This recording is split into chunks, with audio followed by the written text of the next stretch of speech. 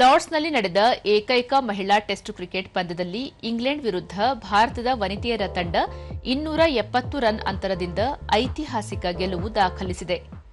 ಭಾರತ ತಂಡ ನೀಡಿದ್ದ 457 ರನ್ಗಳ ಕಠಿಣ ಗುರಿ ಬೆನ್ನತ್ತಿದ ಇಂಗ್ಲೆಂಡ್ ತಂಡ 4ನೇ ದಿನದಾಟ ಆರಂಭದ ಮೊದಲ ಭಾಗದಲ್ಲಿ 2ನೇ ಇನ್ನಿಂಗ್ಸ್ನಲ್ಲಿ 186 ರನ್ಗಳಿಗೆ ತನ್ನೆಲ್ಲ ವಿಕೆಟ್ ಕಳೆದುಕೊಂಡು ಸೋಲನುಭವಿಸಿತು. ಇದಕ್ಕೂ ಮುನ್ನ ನಿನ್ನೆ 3ನೇ ಹಾಗೂ ಉಪಾಂತ್ಯ ದಿನದಾಟ ನಿಂತಾಗ ಇಂಗ್ಲೆಂಡ್ ತನ್ನ 2ನೇ ಇನ್ನಿಂಗ್ಸ್ನಲ್ಲಿ 6 ವಿಕೆಟ್ ನಷ್ಟಕ್ಕೆ ಕೇವಲ 130 ರನ್ ಗಳಿಸಿತ್ತು. ಇಂದು ಆಟ ಮುಂದುವರಿಸಿದ ಇಂಗ್ಲೆಂಡ್ ಉಳಿದ 4 ವಿಕೆಟ್ಗಳನ್ನು ಬಹುಬೇಗನೆ ಕಳೆದುಕೊಂಡಿತು.